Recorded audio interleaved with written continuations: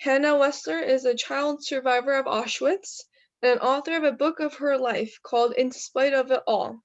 She has taught multiple generations of Hebrew school students at Congregation B'nai Israel for over the past 40 years, and now speaks for numerous high schools in the area, talking about her own story in person. She's a member of the Jewish Heritage Museum in Lower Manhattan, and where her pictures are part of a permanent display. So now we have Hannah Wessler with us today, and I'll leave the floor to her. So yes, we're listening to you now. Good afternoon, everybody. Tomorrow is Yom HaShoah. This is the day of remembrance of killing 6 million Jews. I was one with my mother, the survivor of them. I lit a candle, but you cannot see me, and you cannot see me. You cannot see the candle, and you cannot see me. The candle is a pity. Me is not such a big deal, so we will manage. Okay, I was born in a little town in Poland. I was the only granddaughter on both sides. The Germans came and took over Poland and started persecuting the Jews.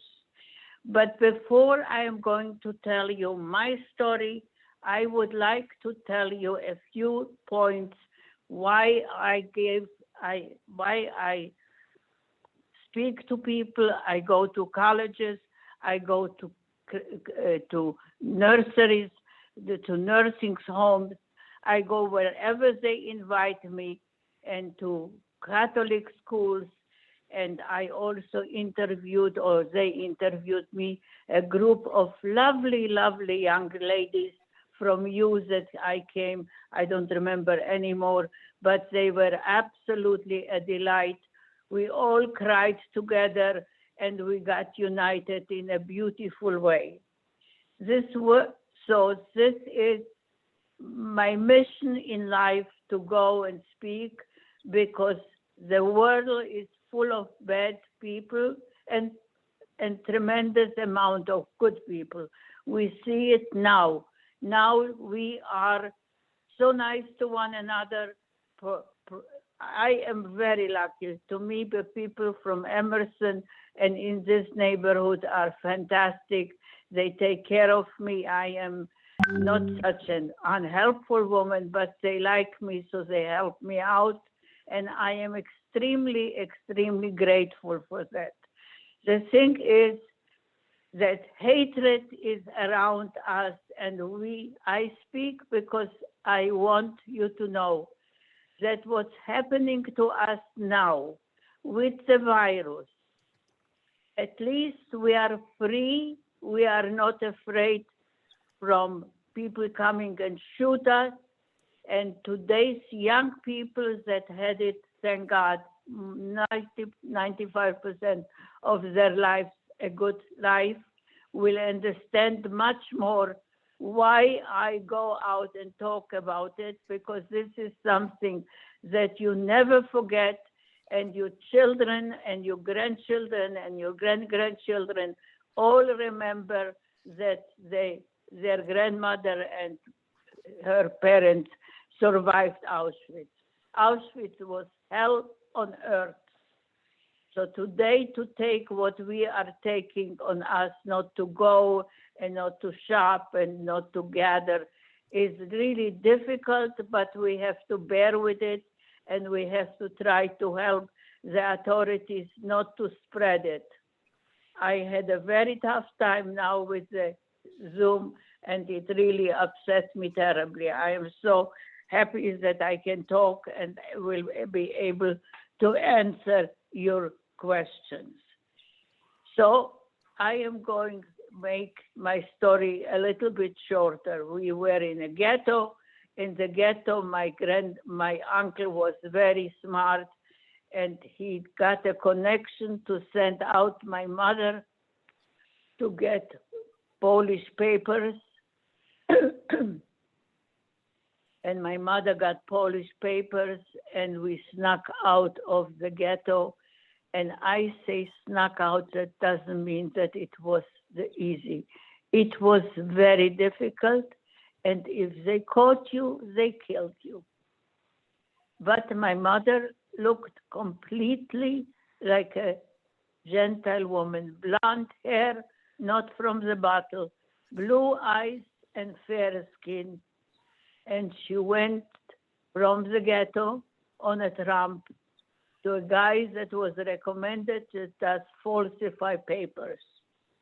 She went, she got them, she came back, and when I saw my mommy coming back and not being killed, I was a little girl, I was so happy. I cried and kissed and hugged her. But this mother of mine promised both grandparents that she is going to take care and she is going to give birth to me every day of her life in the concentration camp. What do I mean by that? And she did anything she could in order to tell us to save me and hide me and stuck out and went at night to steal some food. And all those trips were 1 inch before she was caught to be killed. But she continued because I represented the future of the Jewish people in Auschwitz and in the whole concentration camp. 1.5 million Jewish children got killed. Unfortunately, not only Jewish people got killed, in addition to 6 million Jewish people, 5 million non-Jews, especially the gypsies, and Mengele was a sadist. He was the manager of the camp. I'm going to skip and tell you a day in Auschwitz. Auschwitz was, and if you go there today, am I talking too fast? No, you're doing really good. We you hear you. Me? Yes, okay. We do. In Auschwitz, my mother, we got a number. I have a number on me that you cannot see, and my number was tattooed on my hand, and it was 88987. This is my number that I have on my hand. This was replacing my name and my identity. I was compared to a number like cattle have numbers. Humans don't have numbers. I am also a very important member of the dying community. Why? Because I am among the young ones. And if you consider 83 young, you know that I am very young. Okay, but the thing is that being who I am, I continue teaching, I continue speaking, because God is good and was good to me. He saved me with my mother and my father from hell, and hell was Auschwitz. In all my life after the war, I never met another human being that survived Auschwitz, because God was so good to me. I don't know why. I promised God that I am going to teach the new generation that if God is good to you in any religion, you pay back and you pay your dues to God, because he doesn't owe us anything. We owe him. I thank God every morning for that we are alive, that so far nobody in my family is sick. Doesn't matter who's God, there is one God, and we are God's children all around. We're only God's children, and we love God, and we are thankful. And because what's happening now in the world, the hatred, the jealousy, what's going on, Maybe this will teach you young people to do only being merciful and being fair to one another, not important what religion, what kind of skin color, what belief. We have to be merciful and be good people and pay our dues to God and to humanity. A day in Auschwitz, I was put after getting tattooed that I almost died from fever. It swelled. There was no medication. And my mother just put a rag of cold water, and I could have died from it, but she took care of me, and she was a fantastic lady, a real human soldier that promised her parents and her in-laws to try to save her little girl. And you see, she did. It's already 80 years since then, and I'm here and I speak, and I have one request to the young people. Please, please, don't let anything get to you. What is happening now will go away. There is no thing that you cannot accomplish. If there is misfortune, you just continue and say, I can do it, I will be strong, I will overcome. There is going to be a tremendous shortage of work. Work comes and goes, just like money. Failure in tests comes and goes. If you try harder, you make it. So please, grown-ups, young people, don't give up. It's never again. It happened 100 years ago. I don't think that we will live for another one. And after that, we have such development in medicine. We will find a way to being treated and being helped. And all the respect and all the honor to all those people, the doctors, the people in the laboratory, the people in the stores that are on the first line, and they protect us, and we have to be thankful and grateful to them. Auschwitz is hell on earth. I said it already 3 times, because in Auschwitz, when you were in Auschwitz, there was one feeling there: fear, fear, and fear. We were afraid to move. We were afraid to speak back, because everything would have killed us. The Germans were extremely, extremely strict with us. No food, no nothing.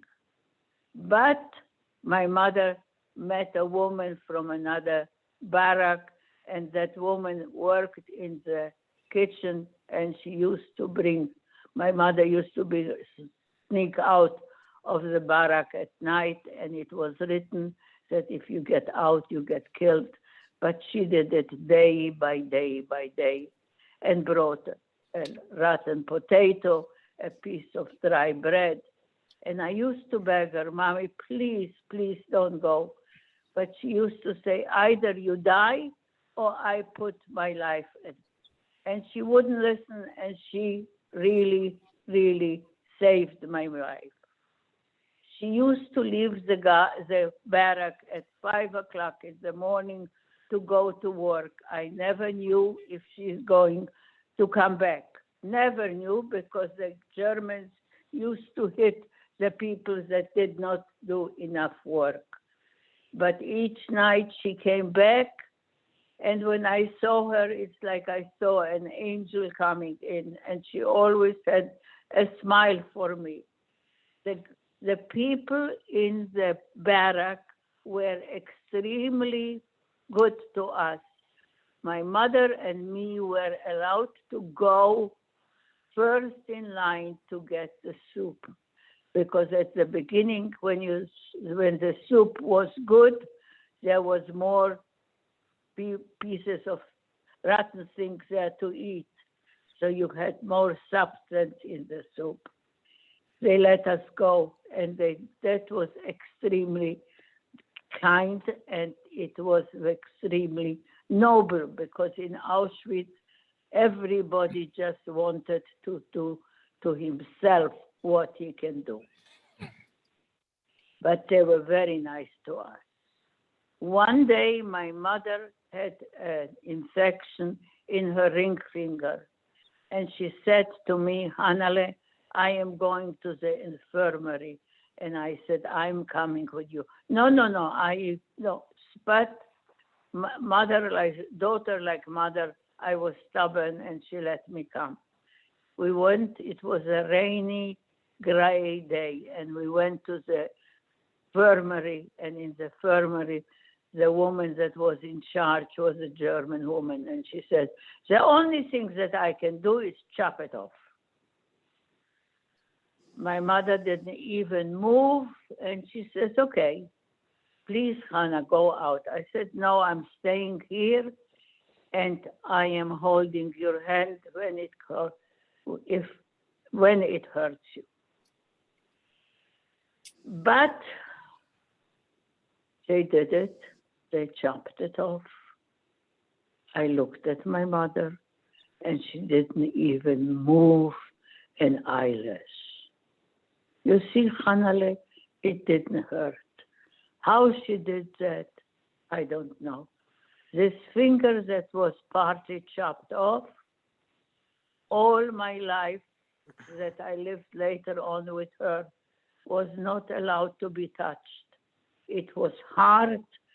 You came close to her, she shivered and didn't allow you to touch it. Another occurrence in Auschwitz, Mengele, that was the angel of death in Auschwitz, and he was in charge of the camp, let us know that he is coming to do an appel. What is an appel? He came in, finger to right, you go to the gas chamber. Finger to the left, you can still stay until I send you the next time. My mommy arranged me that I would be in the middle of the circle of the women, and she told me not to say a word, and I would never. She always told me, Hannele, you have to be not heard and not seen. Anything that is done to you, you have to be quiet. And I listened very well, very good, because I knew she is out to save my life. And by the way, ladies and gentlemen, young people and older people, in Auschwitz, there was no children. Any child became a grown-up. And you will see, young people that you are now in the audience, that young people become grown-ups after what's happening to us now. You are going to understand my situation in Auschwitz in a much easier way, because here is a different experience that you experience with the virus and what I experience. It's something that unless you feel that you are threatened with a sickness or with death, you don't know how it feels. It doesn't feel good. It feels very scary. Mengele came and looked around, and a third of the barrack is where we stayed. The number of the barrack is number 18. I know the number because my mother left me. My mother told me. I was there with my husband. in Auschwitz, and we wanted to know the number, and she told us, since she is dead, I have nobody to call. What happened? And I happened because I was a little girl. 1 second. Just a second, please.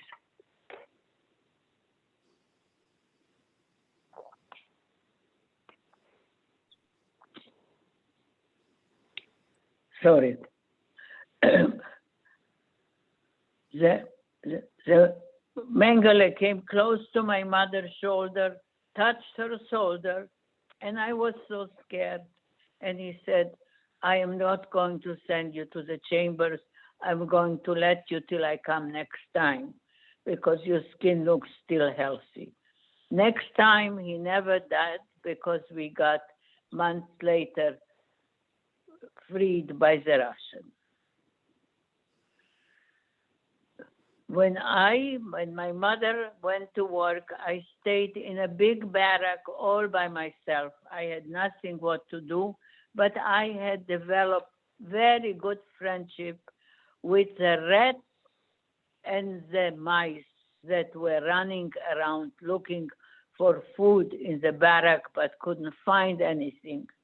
At the beginning, I was very scared that they will attack me because they were as hungry as I was. But they didn't. And I watched them for hours and hours like I had a television show. A little bit more primitive, but for me it was entertainment. It was better than being alone. At the beginning it was very, very scary with the rats and the cat and the mice. But as you know, in life we have to adjust to many things. The only thing that I want to say about Auschwitz and about the Holocaust is that it should never, ever happen again to anybody, because we got killed for no reason, just because we were a different religion and we had different customs. In Auschwitz, it was very difficult, but the air was very, very congested. It smelled like death, and we were very, very scared. After a while, there were rumors that Germany is losing, and the Russians and the Americans, the five nations are American, English, French, and Russian are winning. And one day in the morning, in twilight, we were standing outside, my mom and me, and looking, and on the top were all the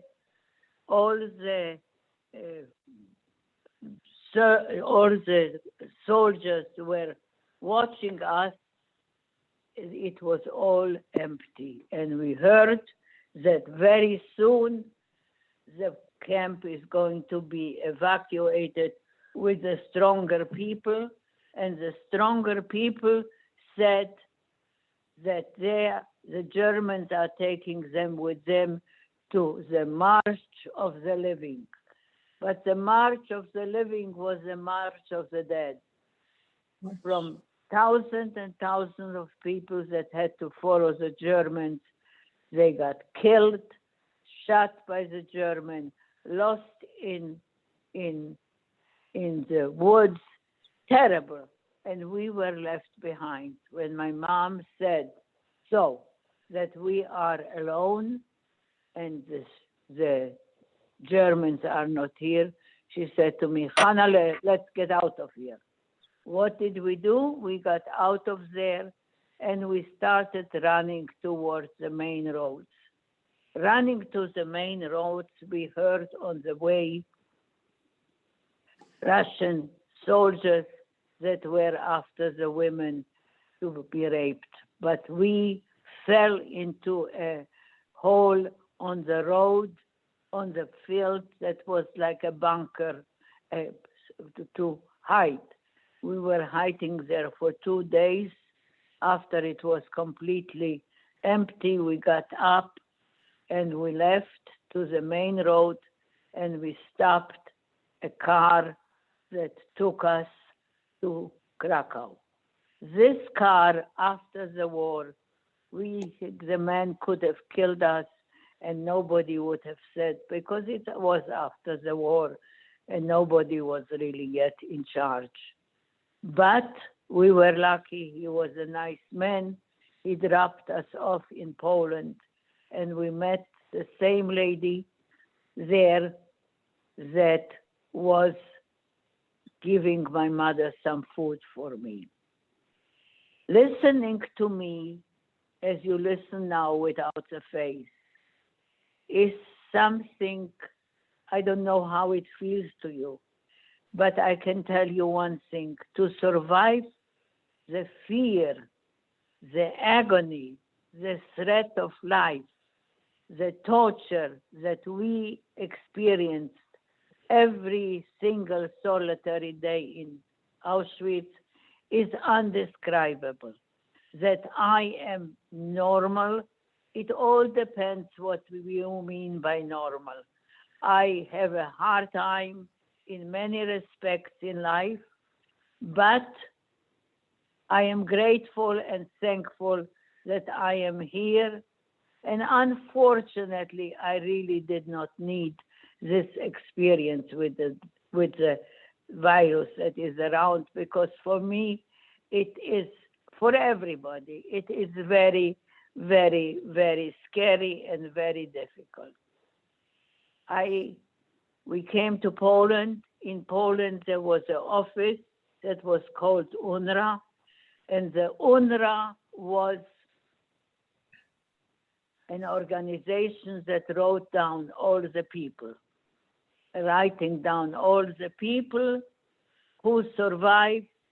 My mother was told by a friend of her that she is the only soul from her family that survived.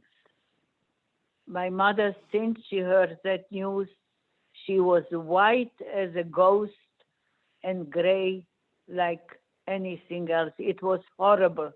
This face I will never ever forget. She was told that she was the only one that survived.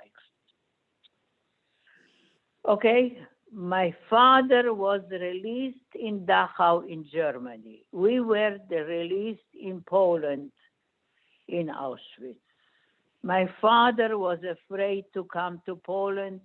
He did not want to believe that his wife and his child are dead. So he was sitting at the Grand Central Station in Poland and waiting for people that were coming and going from Poland. He was there sitting for at least 6 or 7 weeks. And one afternoon came off the train a man that was from the same town that my father.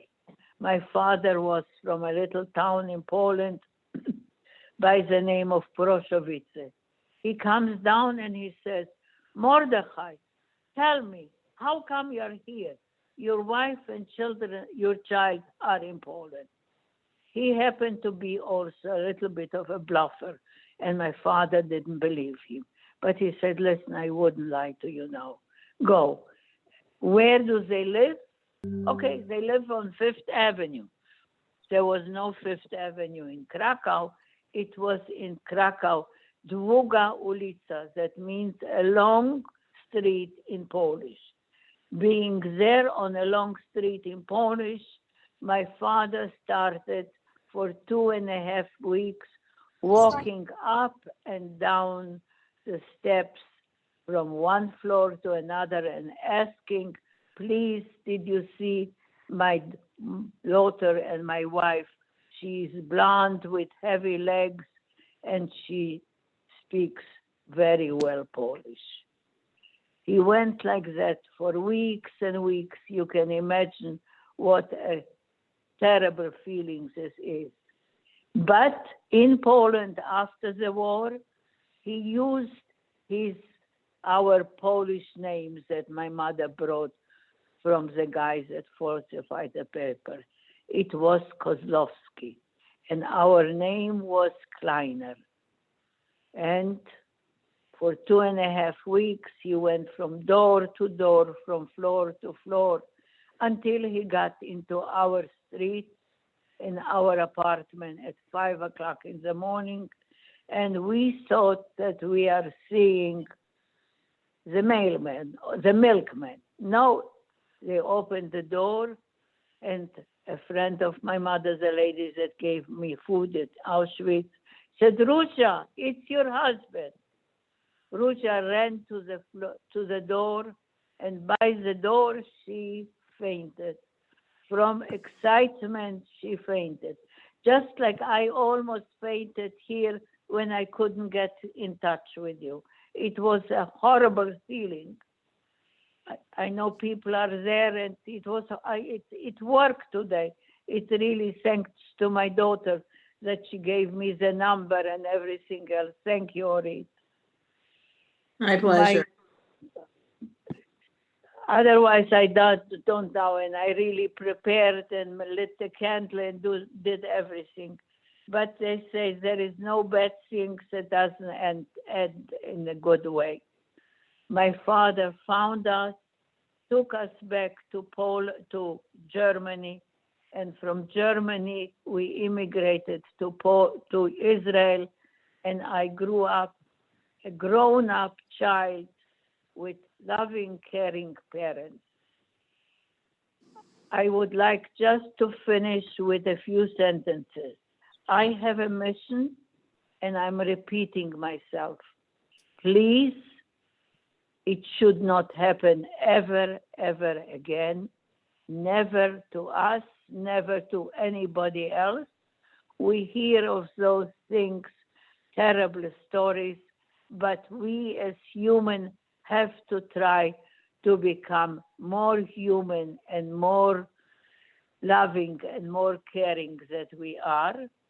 And you, like young people, are our future. You live in a fantastic country. You have to be proud of yourself, and you have to make us proud that you are so lucky to live here. It is a virus, and it will pass.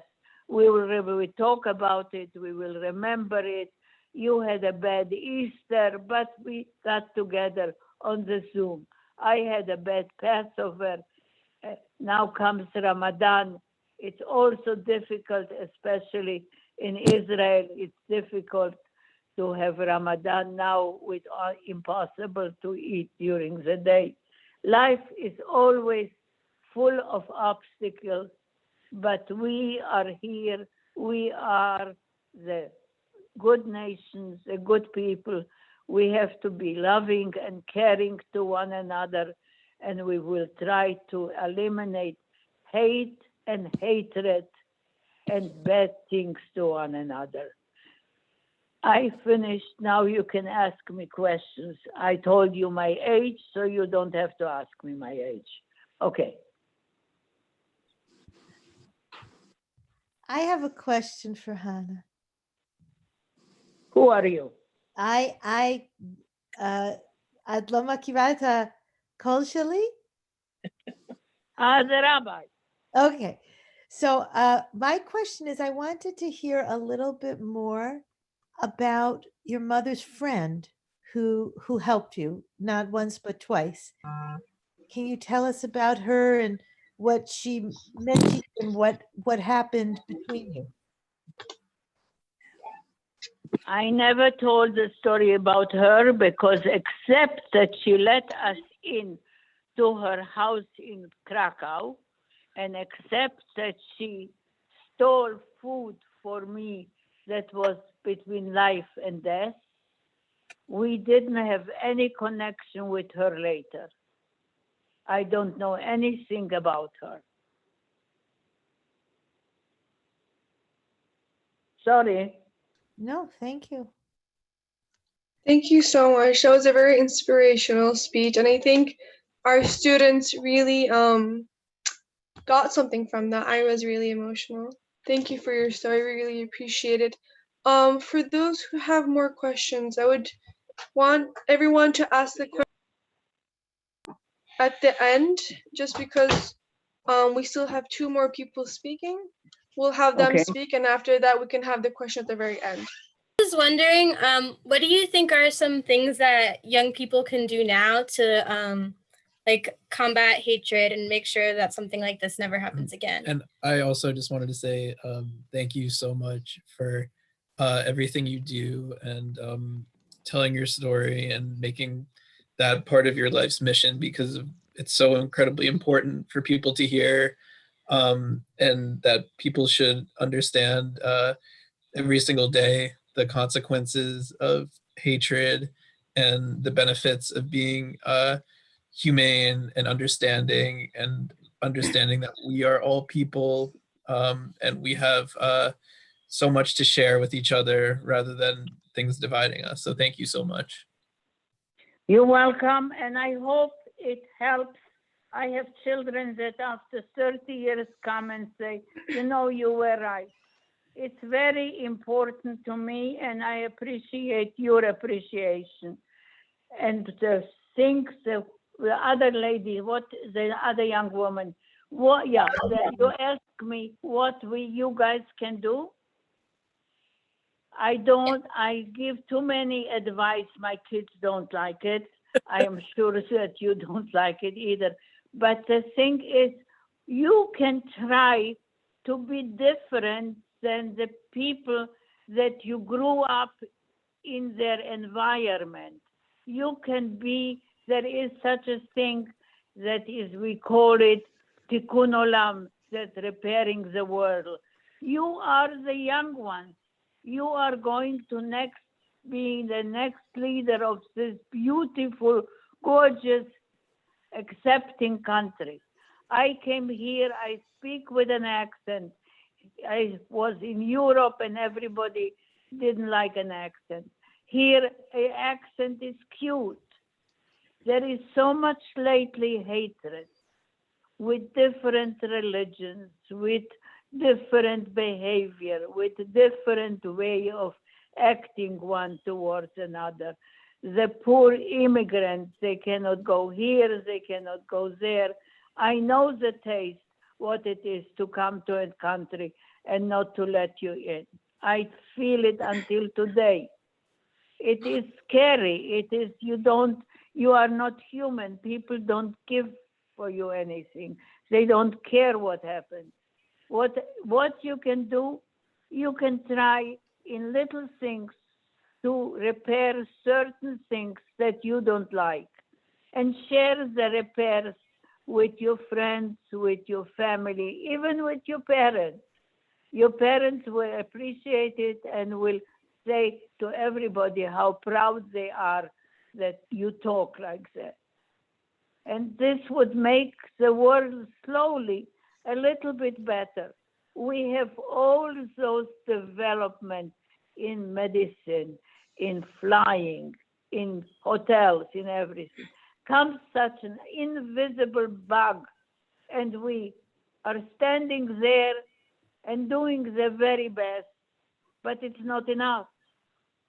We don't know how it acts, we don't know how, but we shall overcome. We will manage, we will. Unfortunately, people are dying, but there is, for everything, we have to have a price, what we have to pay in life. So this is what I wanted to tell you. And for me, the children are the most important thing, because this I learned from my mother. There is nothing like youth. My mother was a big, big sacrificer for me. She gave birth to me every single day of the time during Auschwitz. Is there anybody else? Thank you so much. Thank you so much. I'm again. definitely gonna remember your words going forward, and it really means a lot that you're Always. here. Thank you very Never much. again, never again, never again. And if you put your mind to anything, you can do it. Nobody can disturb your will and your strong intention. You can do what you put your mind to it. And if there are any questions at the end of the other two people that are talking, I would love to answer them. You can call me back. Okay, so we did get 2 more questions. Sure. I can read them now. One of them was, what were the years like for Mrs. Schwechler and her parents when they escaped to Hungary? What were what? What were the years like? So how did it feel? What did you really went through? Like, how was that experience? Okay. In And Hungary, that's a very good question. In Hungary, we were very nicely treated because we used our papers, the false papers. We used them as false paper that we used were Polish people, and they didn't want to hurt.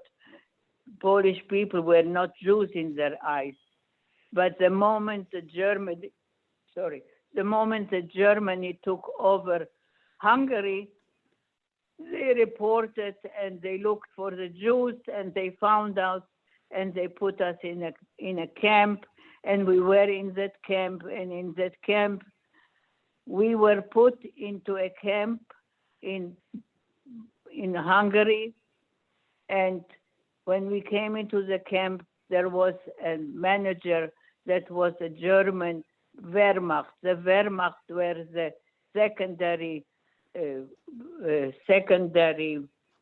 armies. They were the cruel ones were the SS, and those were much more the follower, and that gave the intent or the orders how to kill the Jews. And when he saw us, the Wehrmacht manager of the camp, he looked at us and he became white as a ghost and came over to my mother and to me, and he said, "Don't worry, I will help you because you look like my daughter and my wife in Germany." This was a very scary statement, but it worked. And my mother was afraid, but thanks to him, we survived. He put our papers always underneath, so we stayed very long time in Hungary before, at the end, that he was sent to Russia and he was killed because the Germans were losing, and we were sent by a cattle car to Auschwitz, and in Auschwitz they took our clothes and shaved us and gave us numbers, and was very difficult, was very hard, separated us from my father, and they divided people to go to the crematorium, and we were divided, not yet. So it was a very hard time. yes, so thank you again. We really appreciate hearing your story from you directly. I think it was very inspirational for all of us. I don't think, like, this is my first time hearing a story from a child of Auschwitz, so it was very inspirational for me, and I hope it was the same for all the students who are joining us today. Just a reminder, we are live streaming this, so if you don't want to be seen, please close your cameras. So now let's get back to our second speaker, Reverend John Rogers from First Congregational Church. I was 2 seconds, okay? May Sure. I wish the other 2 speakers, I spoke from my heart. I am sure if they volunteer, they speak from the heart, and it should be a peaceful, good world. And thank you for letting me talk, and I apologize that I had to wait because my telephone did a work on me. All the best. Thank you. Oh, Hannah, if you're Yes. still there. I see there's one more question. It says, when did you decide to begin telling your story publicly? I taught Holocaust for 45 years. And the students, my students always said to me, "Mrs. Wexler, would you come to me to school At the beginning, I didn't want to do it. It was very hard. I was also here, a newcomer from Israel, and it was hard. But the children worked on me and worked on me. And from one time to another, I went. And now I am on the speakers of the Holocaust Museum in Manhattan. So if you want, things are different. There is a fantastic exhibit that is called Auschwitz. It's unbelievable. And if you ever need me in your school, I will gladly come, because it means so much to me. And our connection with you means very much to me, because with little things, big things happen at the end. So thank you for having me, and thank you for being our friends and our guests and our whatever you want to call it. Thank you so much. We really appreciate it. I'm sorry, kind of like, I guess, missed the last question, but I really appreciate you joining us today. I think it was very inspirational for all of us. We really appreciate all of our friends and our friendships with Congregation B'nai Israel. I'm sorry. We do. So thank you. If you're free, You're please welcome. listen in to our other two speakers. Yes, thank you very much. Can I listen to the rest? Yeah, of course, yes, please. Yeah. Okay, thank you. Okay, so let's get on with Reverend John Rogers. So again, we've been having a lot of programs with their youth group for many years, even though I was, I am so sorry, even though I just entered the Peace Islands family this year. We've had a lot of programs with them, and we really appreciate their friendship. So I'm leaving the floor to Reverend John Rogers right now. First, just want to say thank you so much, Ms. Wexler, for telling your story. Hearing every word that you say, it's just so sacred. And your words will live inside of me. I think someone said it earlier, but I completely agree, for the rest of my life. So just thank you for being such a blessing to this world. It's just extraordinary. Thank you very much. If you ask my children, I'm not always a blessing. Well, you certainly blessed us today. Oh my goodness, Okay. you certainly blessed us today. And I'll keep my remarks very short so that we can have more time to ask Ms. Wexler questions, because it's just extraordinary that we're here together, three faiths, one gathering. Some of us born in the 1930s, others in the 1970s, some in the 1980s, a lot in the early 2000s. And yet we're all here together in all of our diversity, because we want to learn from the past. We want to hear Hannah's wisdom, and we all are invested in repairing our world. And what a fitting moment for us to have this interfaith conversation. Together, we are facing this COVID-19 pandemic, where in this country alone, the virus has infected over 700,000 and taken the lives of almost 40,000 people. Our healthcare system is on overload, while most other systems are on pause. Much of life as we know it has been suspended. In the midst of this crisis, it is as if a gigantic curtain has been pulled back, revealing who we are, how we are connected, and what choices we make. We see people reacting understandably out of fear, others responding with astonishing creativity, like the folks who have brought us all together for the Zoom call. And we see people taking steps for new levels of cooperation. And one thing is clear throughout all of this, it's that our choices matter and our actions determine our future. As we've heard from Ms. Wexler, the actions in Auschwitz of her mother saved her life. Today, we have the honor of sitting at Hannah's feet, a survivor of the Holocaust, a cataclysmic part of history that took the lives of 6 million precious Jewish people. In that time, And 5 regular ones.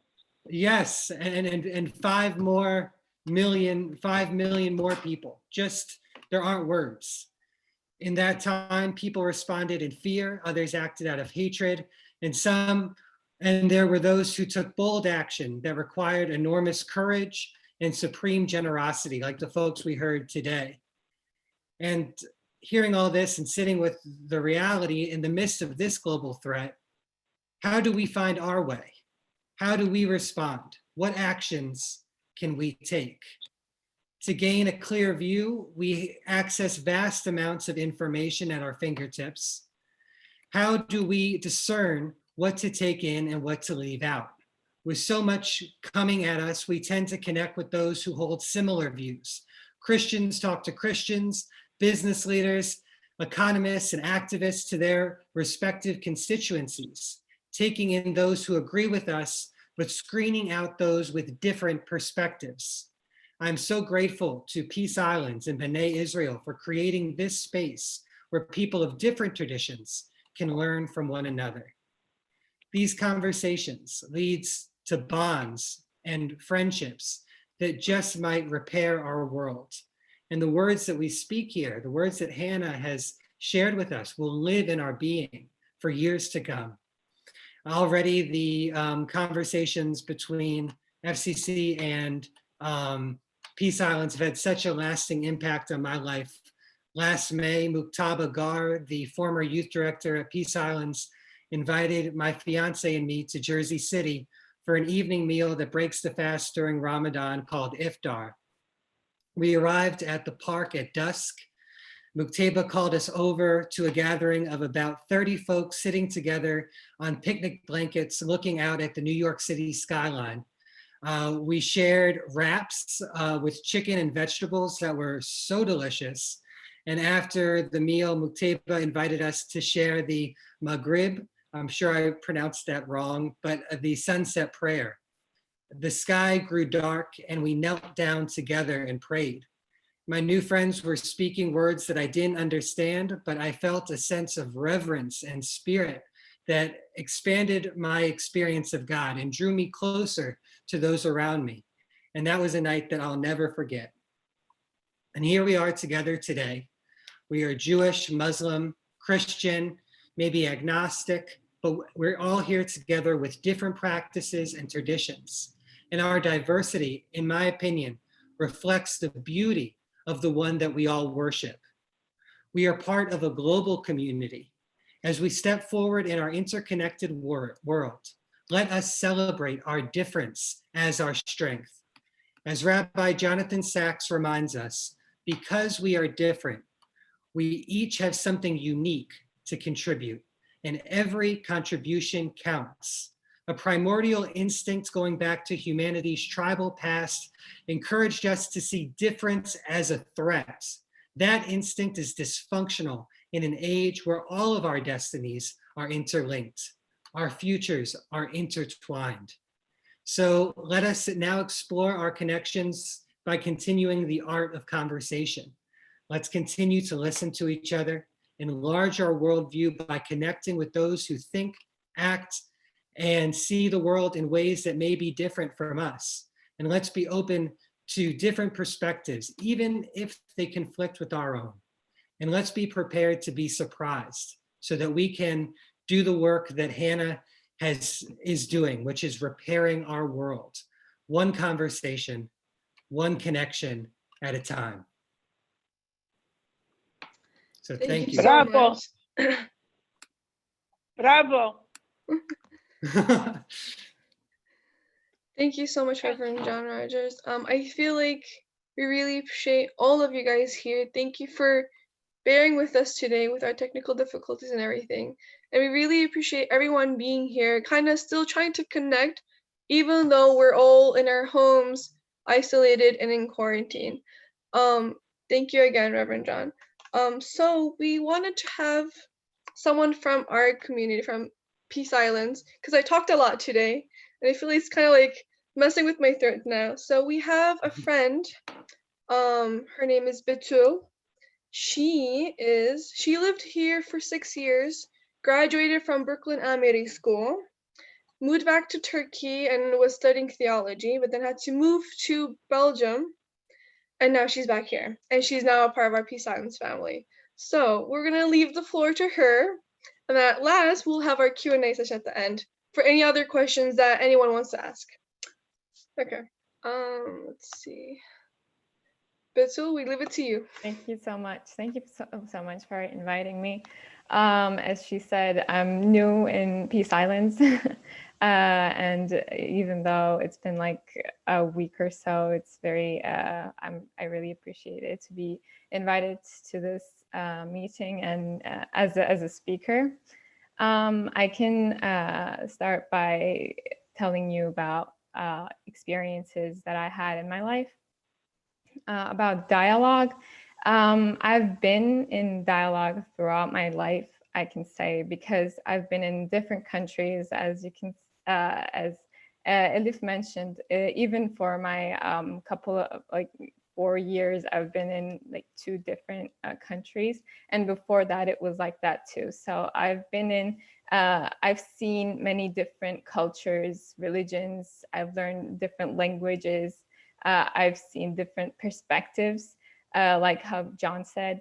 And all of these taught me how dialogue really eradicates the hatred.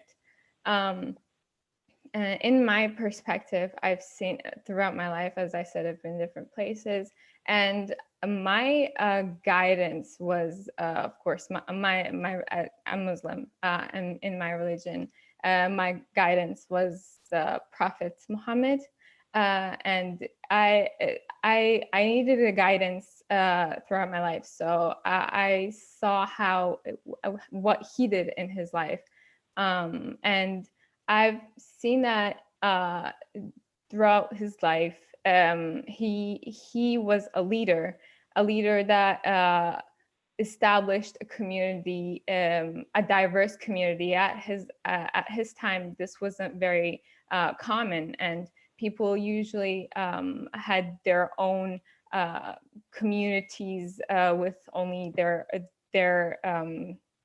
thoughts that only shared their own perspectives. But he didn't do that. So that was my example. He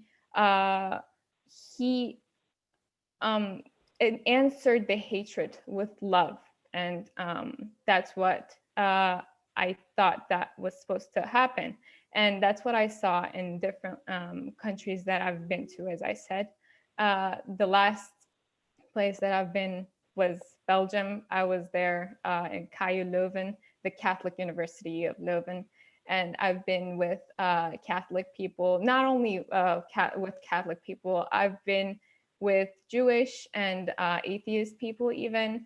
And I've seen love, and that's what really drove me into dialogue. And this is how I even understood how eradicating hatred was possible with dialogue. But unfortunately, some unfortunate things still are going on, and it's very great to be able to share this with people who have different beliefs, different thoughts, different perspectives, and all of these are this makes our community rich, is what I think. And you may have heard that what is going on in Turkey right now. That is one of the things that I experienced too with my father. He has been into jail, and he's been in very different difficult times, and experiencing all of that and not being able to speak out about them in Turkey was, I'm sorry, it was very hard for me. And being in a I'm sorry. No, it's fine. Don't worry. Being able to speak about that in an environment like this, it really means a lot to me. And dialogue is about this, really. It's about friendship. It's about bonding. And I've missed this, and being able to be part of this right now is very special for me. So thank you all for being here. Thank you for sharing your thoughts and building this community with us with Peace Islands. Thank you so much. Thank you so much, Batul. We really appreciate your story and your insight. I think that we had a very meaningful and very like heart-to-heart conversation today, and I really appreciate everyone's stories, experiences, and thoughts and everything. Thank you all. I really appreciate all your help and your friendship. If any of our speakers have any other like last minute things that they would like to say before we get to our questions. I'm Carolyn Ginsberg. I'm with Congregation B'nai Israel. I just want to say that I found this to be a very wonderful forum. Thank you, Hannah, and thank you to the other speakers. It was very inspirational, as Batul said, and I hope that we can continue it. And this will not be the only time that we have, and lots of people were part of it, and I really appreciate that as well. Thank you, Ellen, for your leadership and your kindness in this whole situation. I wish everyone health and good wishes for the coming year. Thank you. And Hannah, thank you, Hannah. May I say something? Sure. Of course. Okay, I listened to both of you. If would be a dozen like this in every congregation, we could make the world a better place. So let's try and make the world a better place, because it is possible. It is possible. If a woman like me that came out from hell Auschwitz is ready to face those horrible times each time, everything is possible in life. Let's try. Young people, organize it, do something. And Ellen's kindness cannot be paid. She is an angel, but she doesn't have wings. Thank you. I have to go. Thank you again, everyone. So before we get to our questions and feedback from our students, just a quick reminder, follow us on our Twitter and Facebook accounts, because we will be having a lot more online programs, online events, forums, and we are trying to make another session under our Interfaith Youth Gathering. So it'll be a different topic with different speakers, but we really want to work on continuing this and getting more people in every community more involved, getting our youth involved, and trying to make this time of being in quarantine very like, I guess, inspirational and like get us like motivated. So when we are able to go back into our normal lives, we can continue our friendships, and maybe like, even if it's a small thing, we can make a change in the world. You know, you never know. So if we could have our friends, our youth, if they have any questions, other participants as well, if you have any questions or feedbacks that you would like to give us, like a different topic for our next session or anything, we are gladly here to listen to you. You can also write your questions or comments in our chat box. We will be reading those as well. Let's see.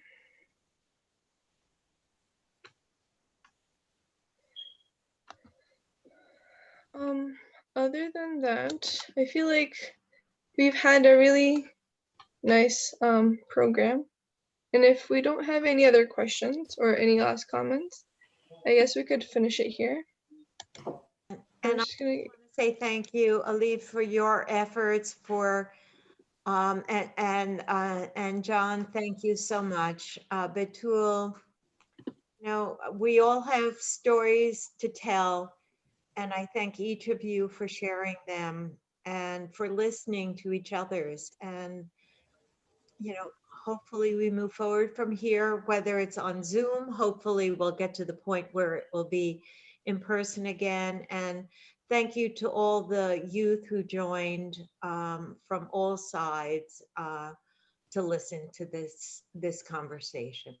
Thank you. Thank you, guys. Thank you all. And Before you finish, can I add a few things? Well, my name is Adam Ozdemir.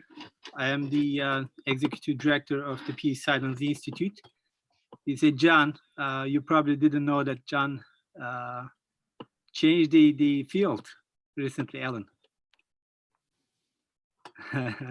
you're muted, Ellen. Yes. Okay.